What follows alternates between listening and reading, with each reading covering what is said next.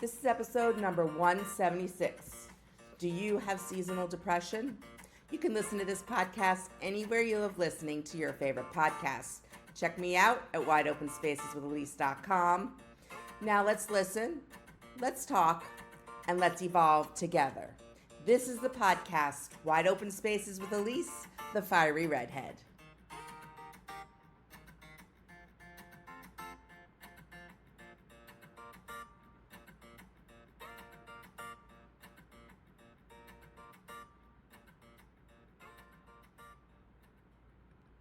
Thank you so much for joining me today in this busy month of December across the world.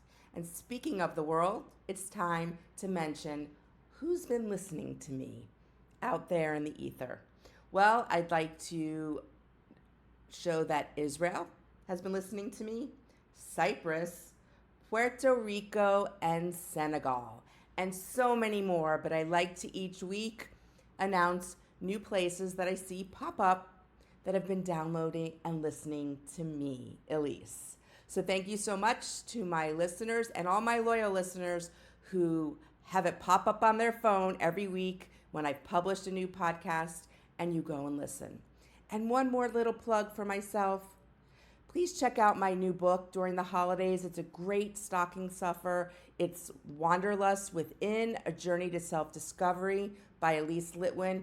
It's a great way, a great gift to give people, especially with the new year and people wanting to turn over a new leaf and make changes in the new year. It's a really easy read and it's really great for teenagers on up.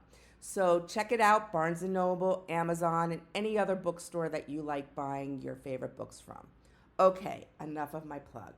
So the title of this podcast is, Do You Have Seasonal Affective Disorder? Which is seasonal depression. And it's a mood disorder. And what do I mean by a mood disorder? Just like it sounds, anything that affects your mood. You know when people say, you seem a little moody, you seem a little agitated, you seem a little off. Do any of you think you have seasonal affective disorder? Think about it. I want you to notice trends in yourself. If you do feel at times that you get depressed or down or moody or off, maybe it has to do with the time of year. It's not a common practice that this is mentioned, but it's actually a very common thing that during certain seasons of the year, people become depressed. Now, it's been noted that for most people, it's between the month of October and January. Now, here in the United States and many countries abroad, this is our winter. This is the season where in some places it becomes extremely cold, dark, dingy, maybe not snow, but cold rain, and you don't spend as much time outside.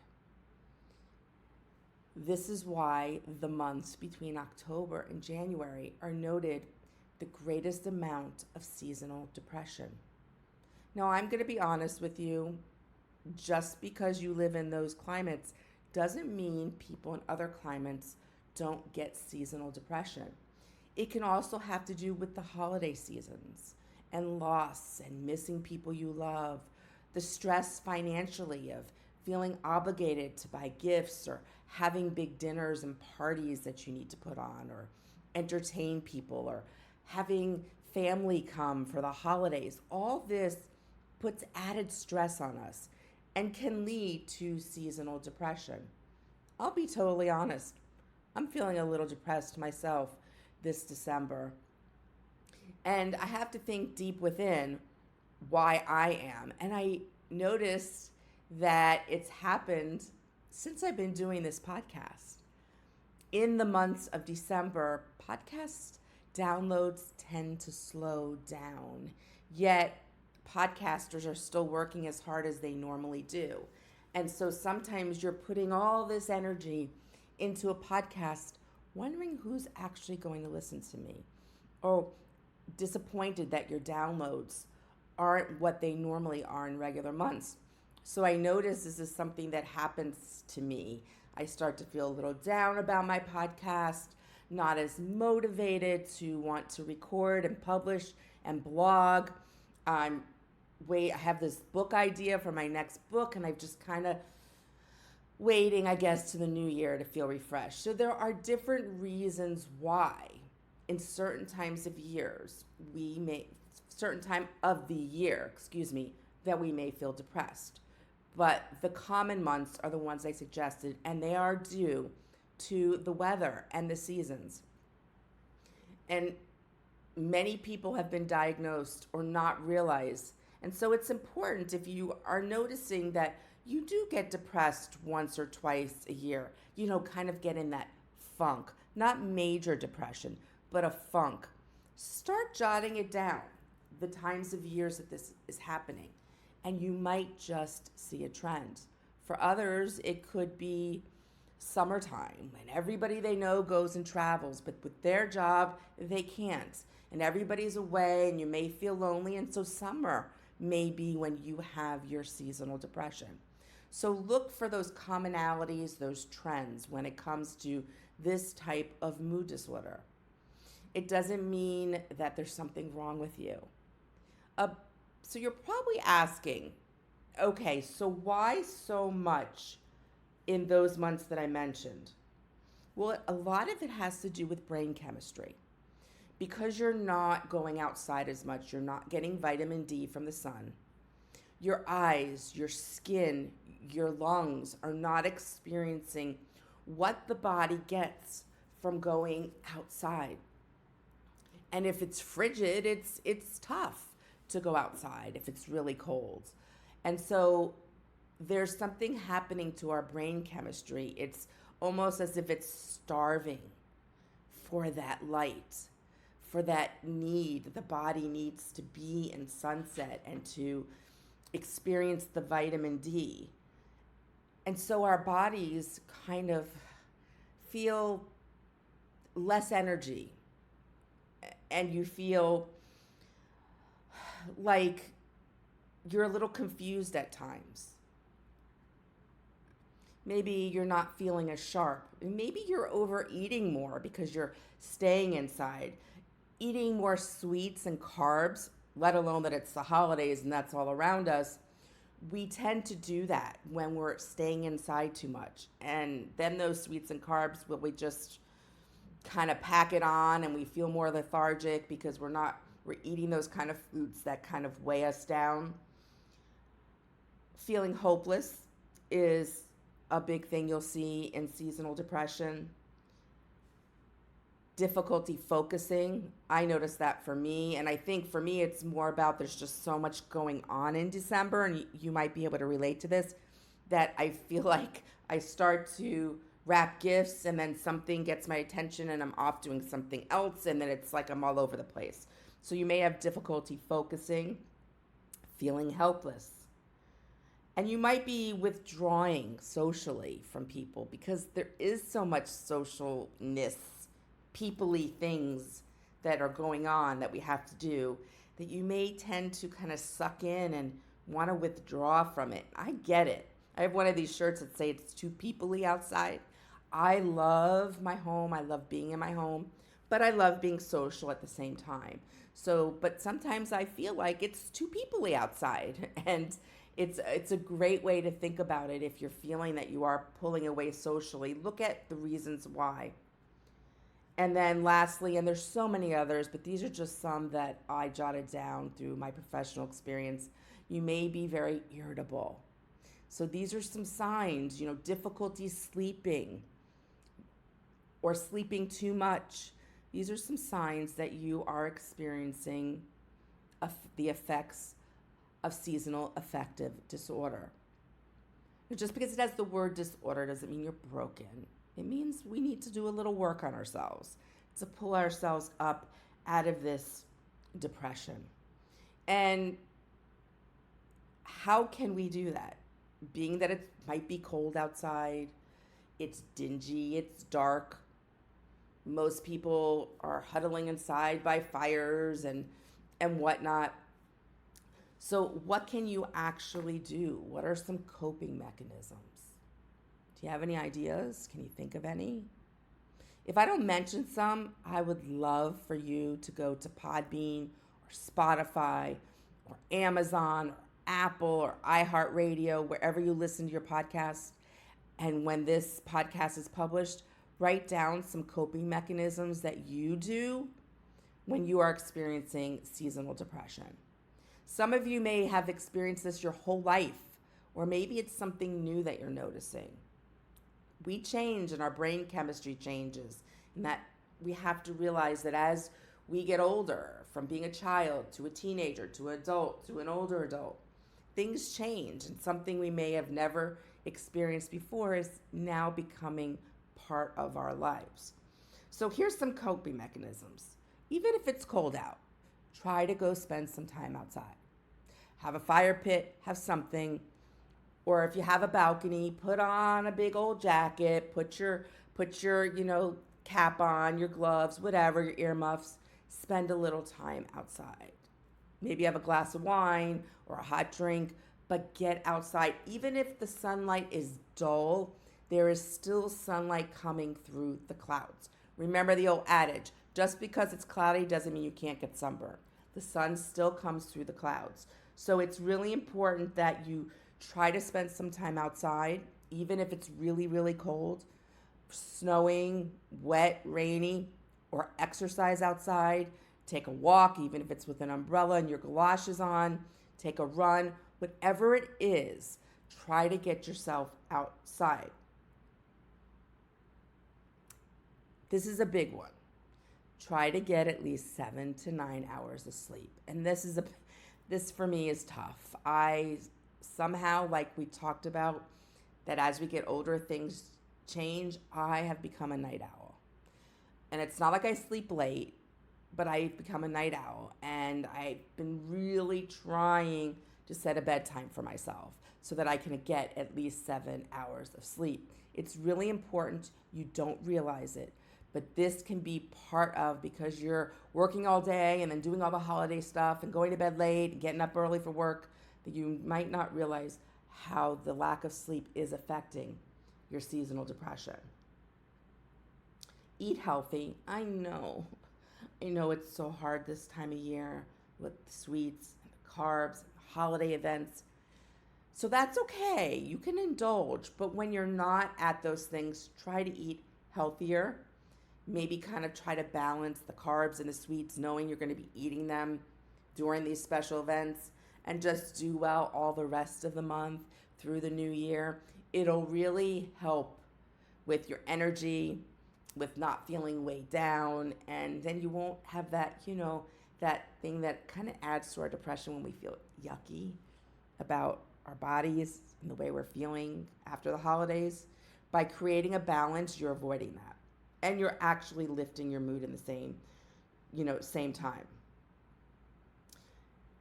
If you're working from home, open the blinds. Move your desk by the window. It is giving your brain the message that it needs the sunlight, that it needs to be near. I say this often. Human beings are part of nature. We need to physically be in nature. If you've ever gone to a meditation or a yoga and they have you take your shoes off and have you dig your toes in the dirt or the sand, that's about us connecting with nature. And so it may be awful out, or you're working long hours before the holidays because you're going to be taking some time off. Move your desk by the window. If it's cool out, open the window. Let the cool air come in. If it's not too cold, let the sunlight come in. These are all ways to help manipulate that brain chemistry with the seasons that we can't control. We can't control the weather, but we can control how we react to it and what we do to counterbalance that gloominess. Maybe take a walk with a friend. This way you're getting socializing in. It might be cold, but you're bundled up together, and then you can go to a nice coffee shop afterwards and get a nice hot latte or a cocoa or a hot tea, whatever warms your soul after a nice brisk walk with a friend. Maybe during this time of year, if you're noticing, like I'm noticing, feeling a little down, and you do see a therapist, whether in person or virtually, maybe up some of your sessions for this month just to help you get through it. There's nothing wrong with identifying that the month of December, beginning of January, is a time where you start to feel down, that you up some of your therapy sessions.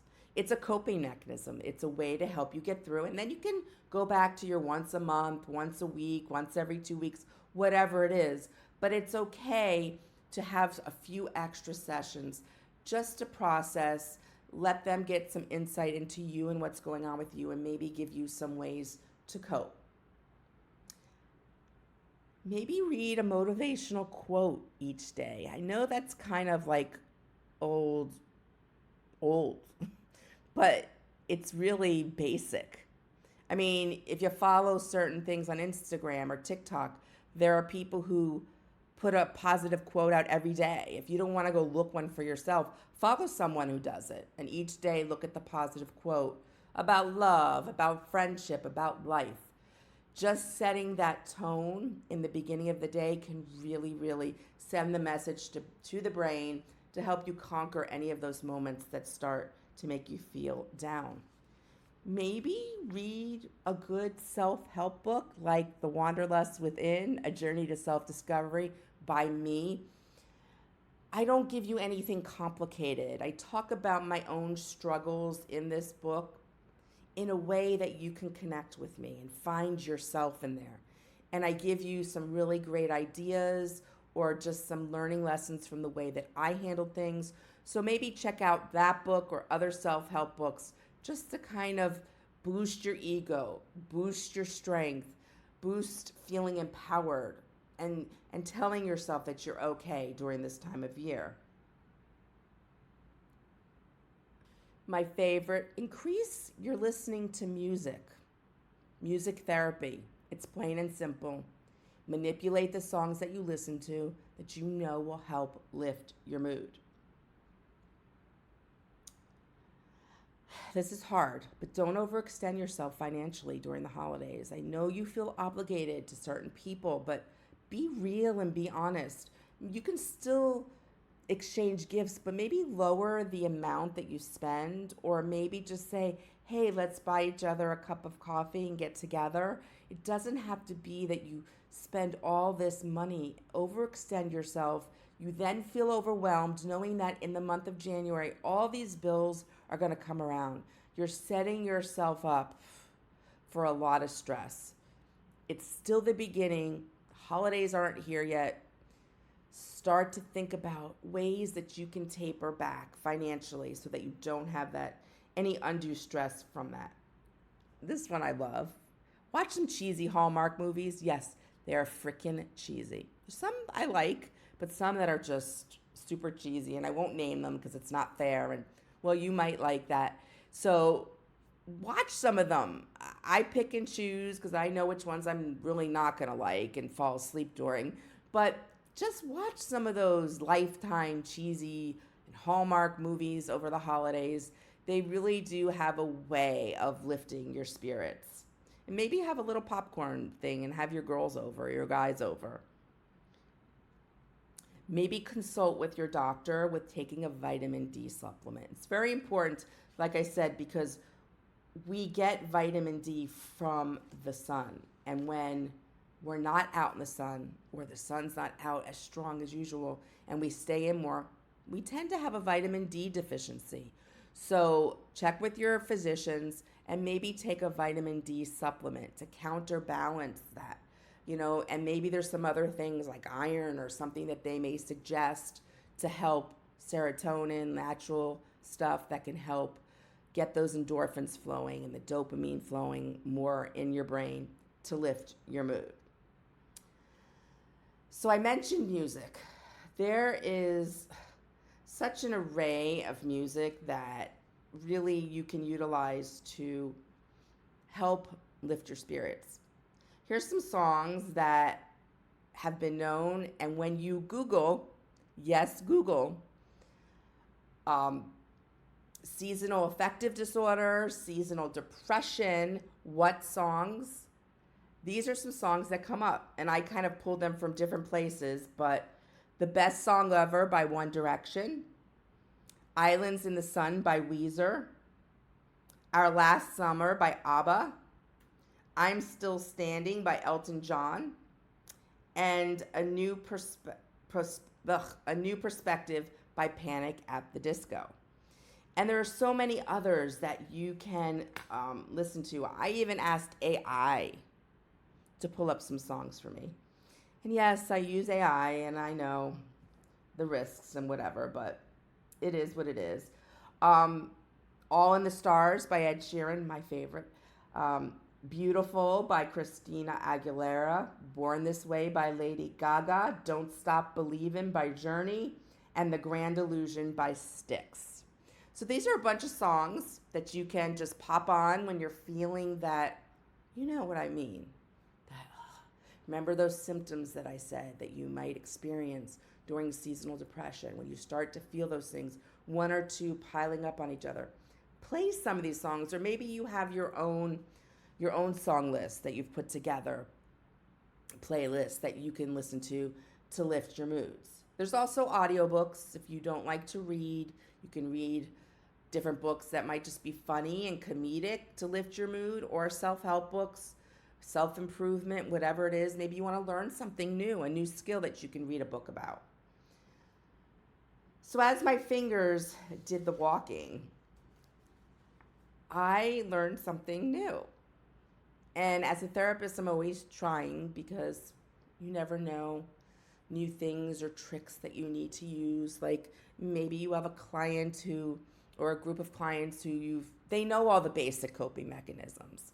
And so I'm always trying to educate myself. And boy, was I shocked, to be honest. How many of your music, social media streaming has playlists or people talking about seasonal depression or seasonal affective disorder? You can find it under either.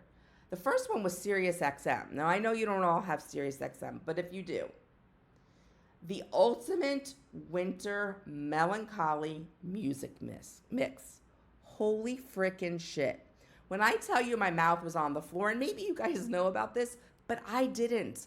I mean, I just never thought that people would be smart enough to put a bunch of songs together because of the way mental health is looked upon. And so this really warmed my heart and really kind of made me do a little bit of a happy dance to know that Sirius Radio has, and I'm going to read it again, the ultimate winter melancholy music mix, which I thought was just so cool. On TikTok by Fuegestein, there's a music playlist for seasonal depression. Amazon has a playlist for seasonal depression. Spotify has it. They all have it.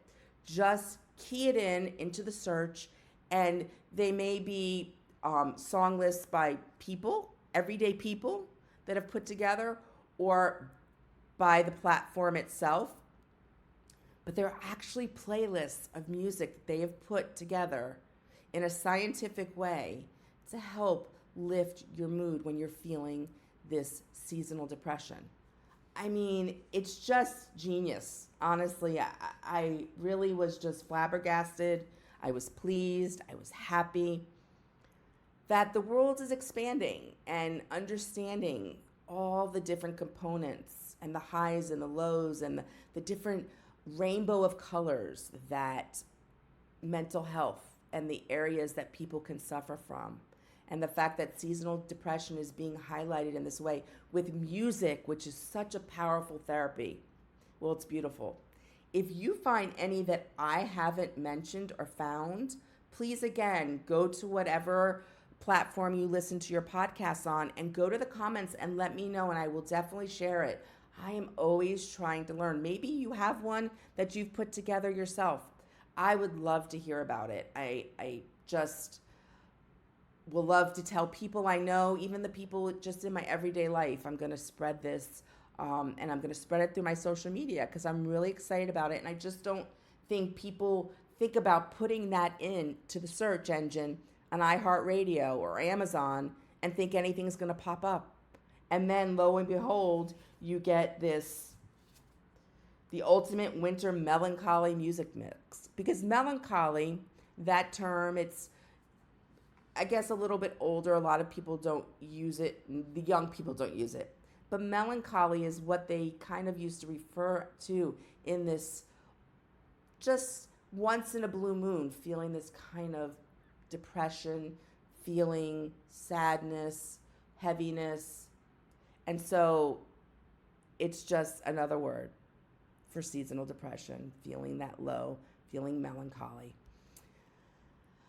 Well, I'm going to and have been using a lot of these techniques to kind of pull me out of this little bit of a funk that I get in, this seasonal thing when it comes to my business. But a lot of businesses that do really well during the holiday months don't do as well when it's not the holiday months. And so because people are out shopping and going to see all the fun movies like Wicked and Gladiator and all these other fun movies that come out, and they're having parties and family get-togethers and they're traveling, they're not listening to podcasts as much.